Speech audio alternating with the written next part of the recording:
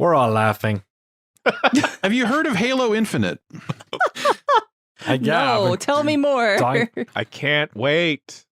This thing is out tomorrow. Tomorrow morning. And reviews went out yesterday morning. So we talked about the first 4 missions of this and kind of went through like, hey, it's the early part of the game and not really sure what the size and scope of it is and all this other stuff. But it seems really promising and awesome. And I guess I'm like pleased to report it's pretty awesome. It's a really cool campaign.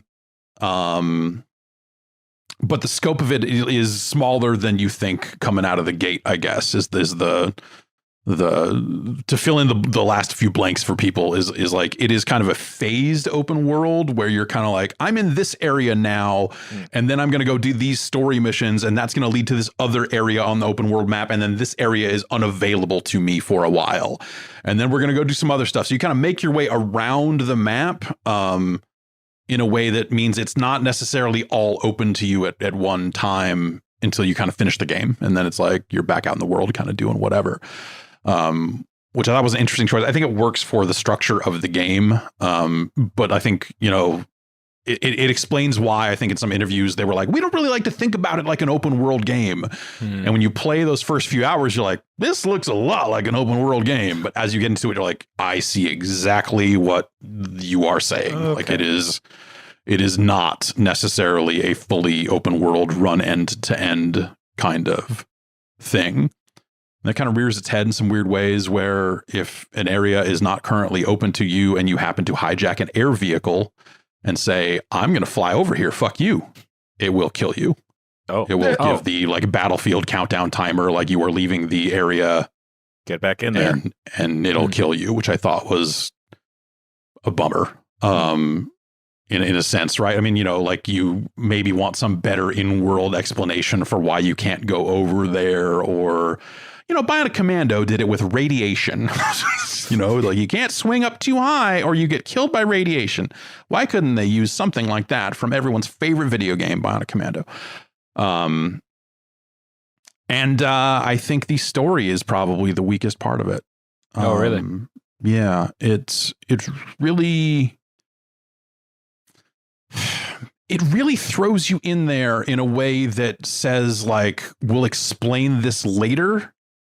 Like it introduces you to characters like it when you start playing that game, it's like Master Chief getting fucked up by a big dude. And you're like, all right, some shit went down. But also it was like, man, this cutscene, was this the end of Halo 5? I don't remember this being the end of Halo 5. Like, I don't, So it was definitely a case of like, I had to go back and like reread all the plot stuff from 4 and 5 and be like, oh no, this is not how Halo 5 ended at all. This is like a totally different thing. And then this is the faction from Halo Wars 2 for whatever reason. Well, I mean, the reason is like, that's a more interesting cast of characters to fight against than where they were in the past couple of games with the Prometheans and all the, you remember when they tried to introduce that new faction and new weapons and all this other stuff? Like a lot of that's just straight up gone. Oh. And so you get the impression that they were just like, yo, we need to focus this on the stuff people like about Halo. And these past couple of games have not been getting it done. And I think that's probably a benefit overall, but it kind of just means you're thrown into the action. And then as they do start to explain things, like I think the back third of that game is like as far as the campaign goes, like a little bit of a letdown in terms of the characters it's putting you up against and why, and the fights themselves, the areas you're fighting in get repetitive in a way. And there's just stuff like that where you're like, man, this is so close to being fucking incredible. Like the game was a 5-star, like one of the best games I had played all year sort of game until I started getting to the point where they're like, all right, we're going to start filling you in on what's been going on. And as they start to fill in those blanks, and as you start to move your way through the boss fights leading up to the end of the game, I just kind of found myself going like, oh, this is not the story that I thought it was. And I think that they try to hang a little bit too much on the new characters. You have an AI lady named Weapon, or just the captions refer to her as Weapon. You never straight up call her Weapon. Bad bitch. but she is the weapon. You are recovering a weapon, and she is the weapon. And then the pilot, who is the guy that you've seen in all the trailers and stuff like that. Like the story they're trying to tell is a much more personal story about the idea both of like, what does it mean to be the Master Chief for as long as he has been the Master Chief? And also, what does it mean to be these two human or human-like people that have to contend with being in close proximity to the Master Chief while he says, no, we're going to go fuck these people up over and over again.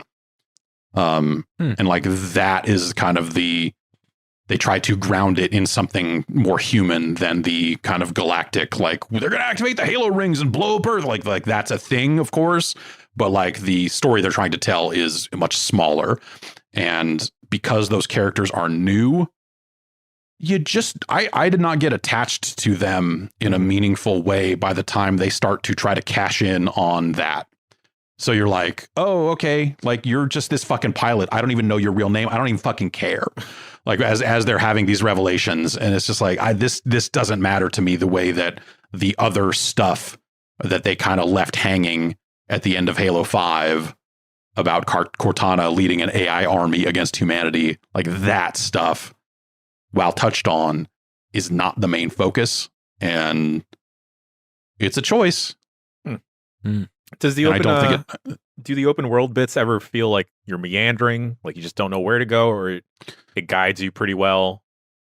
So it'll there are forward operating bases kind of all over the map, and those are just like little platforms. They're all pretty similar. They've just got enemies hanging out on them. It's like and the when towers. you take those over, they're basically, when you take those over, they become a fast travel point and also a spot for you to get weapons, like rearm yourself, and also spawn a vehicle if you want.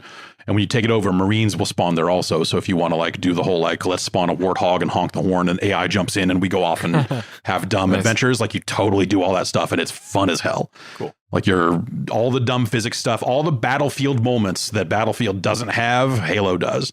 You know, like all the goofy physics shit, and we jumped this ghost, and seeing there's great videos of people like putting fusion cores under the ATV and blowing it into the air, and then grappling hooking it as it's flying away, and then flying halfway across the map, and just wild stuff like that. Like the physics and weirdness of that part of the game is so fucking cool. Seeing so much fun. Seeing some of those early videos pop off reminds me of how, and not to compare it to Breath of the Wild, but like the weird stuff that folks that got way too obsessed with Breath of the Wild got into with like the physics and everything. There's a little bit of that. I think, like people seem to really want to say this is Halo's Breath of the Wild moment or whatever. And like, yeah, I guess, I don't know. It's not as open a world as that game. Like, I don't think, I feel like it does a disservice to what Breath of the Wild really is to make that comparison in a sense. Sure. Because the structure of Halo Infinite is very structured. It is very much like you're going here and doing this, and this is the next thing you're supposed to do. You can hang out in the open world and do stuff all day long. There's plenty of side stuff and little things to find and collect, and you find upgrade points so you can upgrade the grappling hook and the drop shield. Some of the other items you get. There's like fun little Easter eggs in the world that I found that are there's like stuff to go and see and do. That isn't necessarily like, key to the plot. Like it's fun to spend time in that world, just outside doing stuff, looking around. It looks great. And there's an element of just like, I wonder if I can get up there. And, aside from like the world occasionally being like, you can't be up here yet. You can do a lot of that stuff. Like they're smart to not even give you a flying vehicle. I say this, but like there's probably one hidden somewhere early on. I just didn't find, but like, there's definitely a turning point in the game where it's like you look up and there's shit in the sky and you're like, oh, okay, this is okay. Now I am at the part where they're going to trust me to hijack this flying vehicle and go around and do stuff. And shit is real. That's cool. Yeah, it's I think, it's the Halo combat you've kind of come to expect. Like it's most of the weapons that you kind of associate with the classic Halo experience, And so it does feel back to basics in a way, while also kind of changing the way you play it and how you play it and where you go and what you do with a lot of these side activities and open world stuff. And I think it's a really awesome fit. It's just, and you know, like, I know I just spent like 20 minutes complaining about it, but like in the grand scheme of things, like that's the stuff that just kind of doesn't work, but they went for it. Like it's an ambitious game in a lot of ways, but you see areas of it where, and you know, I can only speculate, right? Like they delayed it a year, but like they probably had to work their ass off to still get it out in time. And then there's like aspects of it that you look at and go like, you know, I bet a game, you know, if they had, maybe it's an engine limitation, who knows what, but I bet there's some aspect of this where they're like, they probably are well aware of just like, yeah, it's not great that you get this big countdown timer that kills you. Like, we know that, but the game, we made choices 4 years ago that now force us to do that, you know, whatever it ended up being. Like, I think like those aspects of it, you just look at and go like, yeah, you know, like they tried to do a lot. And I think they pull it off more often than they don't. And I think that's probably the coolest part about it. Having completed it, do you get the sense that this is the start of a new thing, that there will be like extra story stuff, like, or a sequel, or like, how does it sort of feel? Man. So they leave it on a cliffhanger, you know, as they do. It's, you know, Halo games have always had their post-credit sequences and all this other stuff. Like, it's the sort of thing that you look at and when you think about them saying like, this is the next 10 years of Halo or whatever, and you think about it being named Halo Infinite, you start to think like, when is that stuff going to be inserted into this game? Are we talking about like story expansions, or are we talking about a sequel? Like, I think they'll expand this game in some way. Like that's my gut feeling on it. I haven't really dug in to see exactly what they've said about, you know, what it means for that to be the next 10 years of Halo, other than, you know, obviously the multiplayer is a free to play thing and season based and all that stuff, right? Like they'll obviously support that for years to come. But like, what does the campaign get? That's kind of, other than co-op, that's going to come sometime next year. That's not here at launch, which is a bummer because you really get the impression it would be fun as hell to do grappling hook hijinks with another person and just like whatever weird shit you could get up to. But yeah, so I mentioned this in the review. When games come out, you know, sometimes we'll get like lists of things of like, hey, don't spoil this. You know, please don't mention these things. And by and large, it's super common sense stuff that you would never spoil in a review. You'd never be like, well, here's exactly the state of the universe at the end of the game. Like, you know, it's just like it's not of use in a review. It's you know. It's not doing their bidding to not say that. It's fucking like common sense and you know, respecting your audience to not just straight up do that stuff in that review context. And this has been all kinds of stuff. This was like, hey, and some of it is like surprise based. Like Halo 2's very specifically was like, hey, don't mention that you don't play as the Master Chief for half the game. We want that to be a surprise. And it's like, I get it. Like but that was one where you're like, this probably needs to be addressed because there's like gameplay differences. And so you find a creative way to do that without spoiling an interesting surprise for people. In this one, the lists were pretty benign of just like, it was just like, don't talk about this. Don't talk about the state of this person. Don't say what happened to this. Don't say what happened to this. And you're like, of course. One of the things on that list is something that's straight up, I can't tell you. I've finished the game and I don't fucking know what it is. I don't know the state of it. I don't know. Yeah, it's like it's a thing that is certainly referenced, and I'm like, okay, well, are they going to get to this? And they don't. So it's just like, do I need to finish this on Legendary or go like what? Right? Are you putting more? So that leads me to think like they will put more in, right? Because I feel like it's something that, I don't know. So it's a very, that was a weird one. In terms of just like, I thought that there was like going to be some more reveals coming up in this, and then it just kind of stops. You're like, and there's a couple of lines of just like dialogue about the thing and not knowing what it is.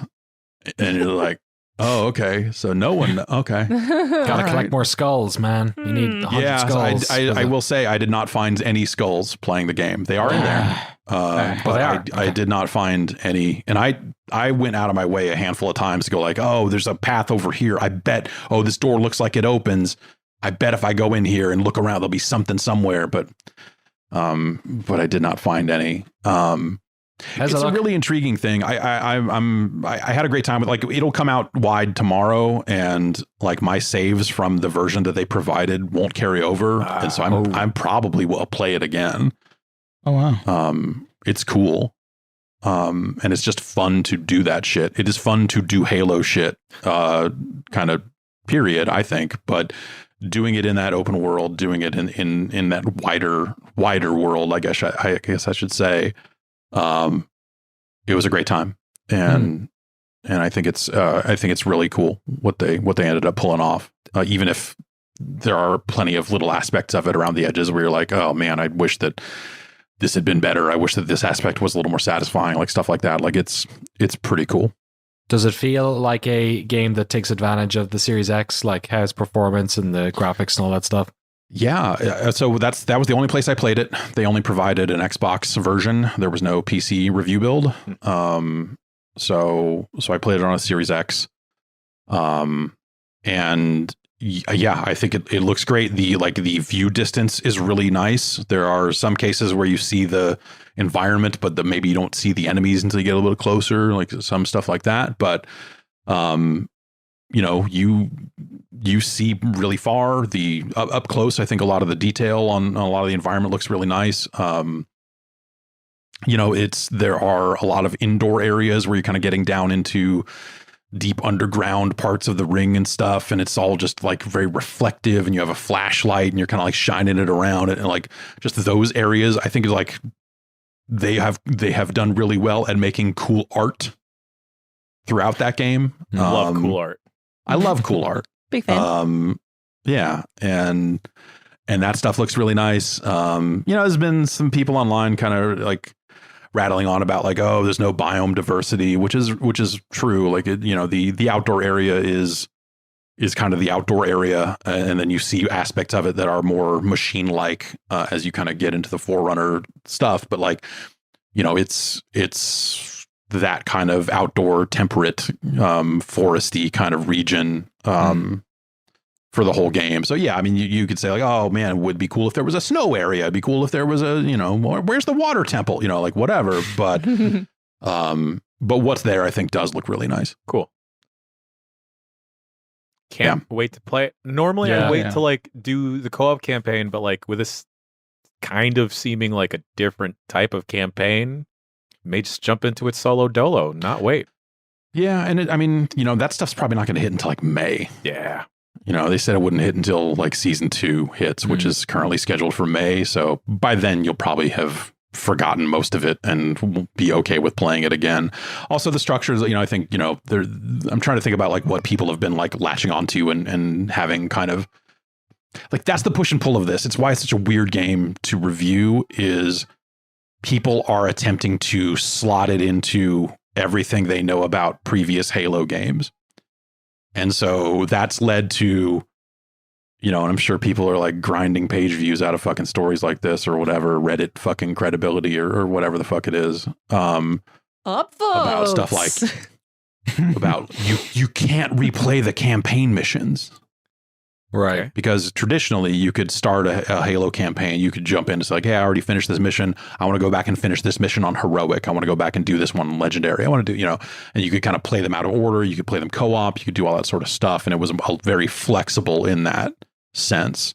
That's a little bit harder, I'm guessing, to do when you have an open world game where, yes, you are playing those campaign missions in order, but like the stuff you may have done before you get there can be a little different. So I'm not saying it shouldn't have that. It definitely should, especially because like the early missions of that campaign, where you like kind of before you've gotten to the ring, it's weird. They will show on the map. You can highlight them and set waypoints, but you can't get there because it's a fucking spaceship in the middle of space.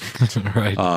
And And so like there's parts of it that are a little rough in that sense where you're like, oh, did they intend? Because there are some missions that you can like go back to and there's no one there anymore because you murdered them all. But you can walk through a lot of that space again if you're like, oh, there's an upgrade point here I didn't get.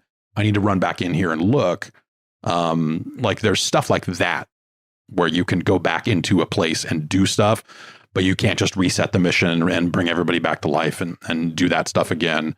And I wonder if that's something that they would put back in around the time they do co-op, because I feel like that was a part of the co-op experience of just like, let's you and me and these other two people, let's get in here and we'll go to, mission 8 and we'll do mission 8 on legendary and knock that out tonight. Like that's definitely a big part of Halo up to this point.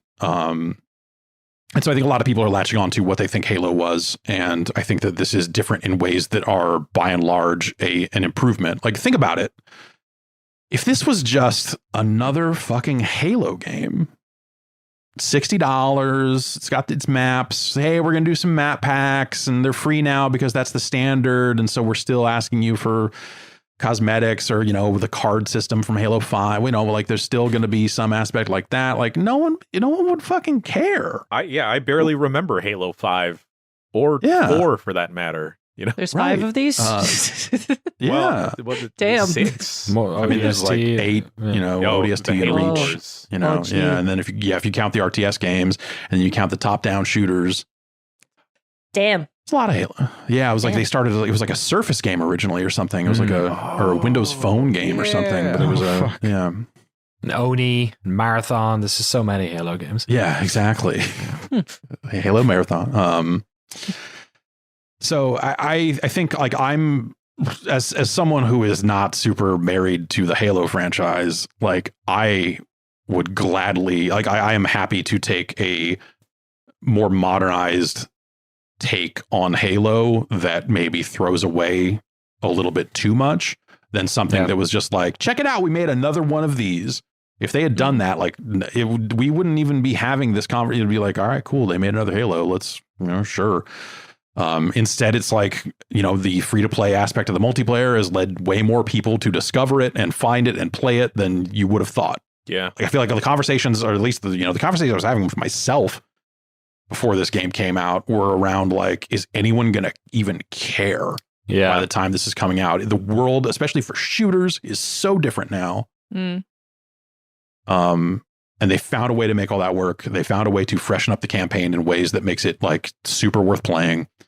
And I think that's like one of the most impressive parts about it is that they threaded the needle and said like, well, check it out. We have actually managed to create something that is kind of a foundation for what could actually be the next fucking 10 years of Halo. Neat. I'm happy they nailed it then. Yeah. So, rough around the edges. There's definitely some stuff you look at and go like, man, I wish that this part was better. I wish that this, hit a little harder, like all that sort of stuff. But like enough of it is cool that I think it's definitely worth checking out the campaign and all that sort of stuff. Prior to the big delay, do you think this was more of a traditional Halo game, just with a little bit of open world into it? I don't know. I don't. That'd be surprising if they were fundamentally changed how the game was set up in a year. I doubt. Yeah. Yeah. Who knows? Or at least like cutting the multiplayer out. Yeah, I mean, everything we had heard kind of before, in the early days of the game getting announced, or even a little bit before it got announced, I think was around this idea of it being a little more open, a little more open world, and it wasn't something that people were necessarily comparing to ODST, but I thought a lot about ODST while playing this, in a sense of like, this is the game after ODST. This is the game I wanted them to make in a lot of ways. Like people are like, oh, this is the Halo 1 of your dreams. It's like, no, for me, this is the like ODST had a hub world and it had some cool little things you could find there and you would shoot things there and do stuff, but it wasn't like full on side missions and all this other stuff. Yeah. It was basically like the Gears 5 setup of like, you walk up to a point. I mean, I feel like for ODST, all of them were just like, and maybe it was just one is the only one I remember, but you walk up to a point, you find a Spartan helmet or like a dead guy, and you're like, what happened here? And then it fades out and fades back up to a regular ass Halo mission. and then you fade out of that and fade back into the regular world or the hub world. You're like Mario jumping through the fucking painting or something. And so this feels like a much more open game than that kind of takes into account like we should have cool things to do while you're in this open space. But the campaign levels still feel like Halo campaign levels. And I think that's to its benefit ultimately. It's neat. A lot of weird ins and outs around it. And people should check it out. And also like it's on Game Pass, like it's, you should, There you go. There you go. You should get Game Pass and check it out. Even if you're not currently subscribed to Game Pass, like I think you can get it for a freaking $1. In some, like the different trial things, like, yeah, right. I mean, sign up for a month trial, play the Halo campaign and cancel it. Like, do that.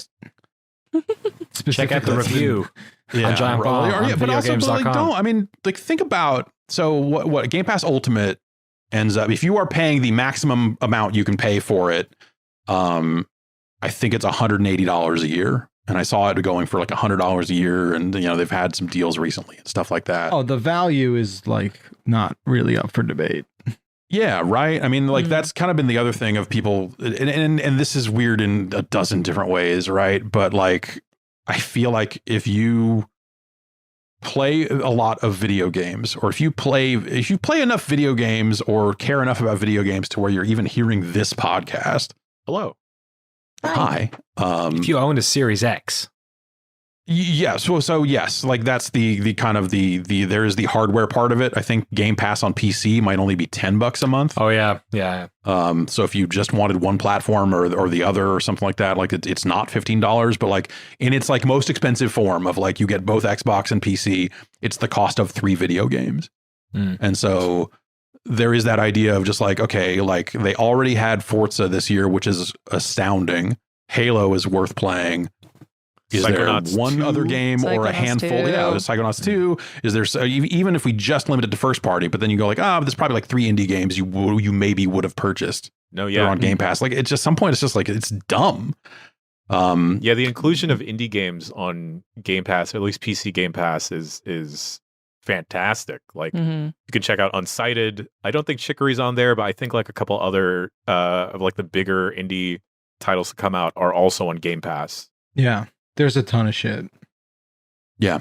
So it's just, and then you contrast that with, it was John Linneman, I think from Digital Foundry, was saying that like there is a Halo Infinite disc, and it does not have a playable video game on it. What? Yeah. So even owning games that got the hard copies of them is less relevant than it was. Yeah. Because you could make the argument Game Pass, you don't own the games, but like turns out some games you don't own them anyway. Yeah, you will need a server and additional data to do anything with it. So, that's a separate, like the idea of the death of physical games, I think is like a separate and like it's a topic worth discussing. But in this particular case, where you've got season-based multiplayer and all this other stuff that is going to require updates and all of that, like. It's you understand why, I guess, there's no big collector's edition of this, which I felt was missing. It was like you think about Halo 3 and the big midnight launch and the stupid helmet. Crackdown. And wait, no, sorry. No, Crackdown. The demo or whatever. Wrong way around. But yeah, you think about those big moments and how big Halo 3's launch felt in terms of just like the entertainment business and the time I spent hanging out in front of a 7-Eleven that night because 7-Elevens were supposedly going to be selling Halo 3, which was such an insane concept. Dude, I remember asking my dad, because my dad always goes to 7-Elevens like nighttime just to get a pack of cigarettes, but he always comes back. So like I was waiting for something like that. to like, hey, if they have a game called Halo 3, please buy it. Here's $60, please, Pops. They did not have it. he spent that $60 on scratcher tickets. Dang. Cartons. Oh, of well. cigarettes. All right. Did he win enough to get you a Halo 3? No, he did not. That's He fucked did up. not. But yeah, That's that was fucked up. wild. Dad. Like Halo 3 was being sold everywhere, or like at least Yeah. purported to be being sold everywhere. Yeah, no, the 7-Eleven near me never got it either. But yeah, I don't know. Like that era is gone. You know, now it's people are preloading the campaign and it unlocks in the morning. You know, it's a very different time. But there is some aspect of just like the legendary edition. Here's the big dumb thing that you would think like, oh well, if any game's going to get it, Halo, the next Halo is going to get one, and it didn't. But when you factor in like, oh, they couldn't even produce a disc that has a working video game on it, you're like, okay, I guess at that point, further kind of de-emphasize the whole concept of the don't go selling a collector's edition of a disc that doesn't do anything on its own. I guess that makes sense in a really warped sort of way. People should play Halo, I guess. Like that's the, if you want to go buy it on Steam, you can do that. I'm not going to stop you. Though, why would they? But like, Yeah, Don't be cavalier with your finances. yeah. yeah, what are you trying to prove with that move, by the way? What are you doing? What are you doing? What are you doing? What are you doing with that? Silly? Yeah, it's a little, I people get stuck in their ways, right? I get it. But like, like I'll show Microsoft them. is opening the door for you to play this game for like $10 or less or something. You might as well take advantage of them on this one. Oh, they'll see. I'll show them. Yeah. I'm gonna play this Or shit on just sign up for Steam. Game Pass and keep it because it's actually, it seems pretty cool. Yeah, that's what happened to me.